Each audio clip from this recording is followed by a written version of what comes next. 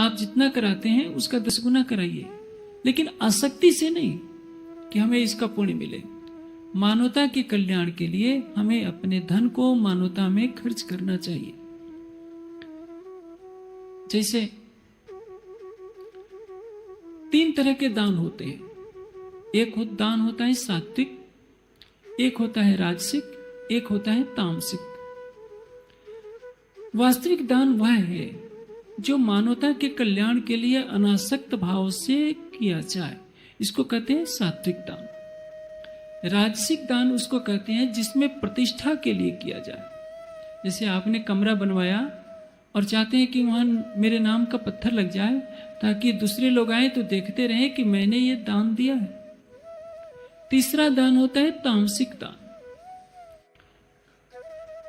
समाज में दूसरों को नीचा दिखाने की भावना से, मेरे जैसा कोई नहीं है, इस भावना से जो दान दिया जाता है इसको कहते हैं तामसिक दान।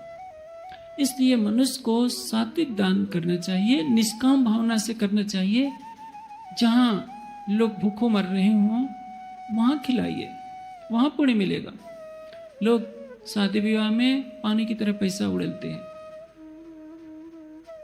भारत में शादी विवाह में इतना भोजन बर्बाद होता है कि शायद उससे करोड़ों लोग भोजन कर सकते हैं, लेकिन एक एक थाली कितने की आती है? कहीं 1000 की एक थाली, कहीं 2000 की थाली, कहीं 2500 की थाली। किस लिए खिलाते हैं? क्योंकि सारे समाज में मेरी प्रतिष्ठा फैल जाए कि देखो मैंने इतना बढ़िया भोजन कराया।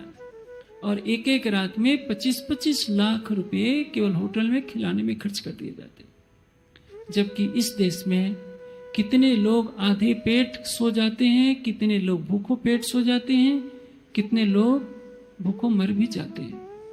जहाँ की धरती पर मनुष्य भूखे पेट सोने के लिए विवश हो, वहाँ की धरती पर इस तरह की फिजूल खर्ची कहीं ना कहीं पाप को जन्म देती। तो यदि हम ऐसे कार्यों में पानी की तरह पैसा उड़ेलते हैं तो कहीं ना कहीं ये पाप है, ये आसक्ति, ये तामसिक दान है। कभी भी ऐसा नहीं करना चाहिए।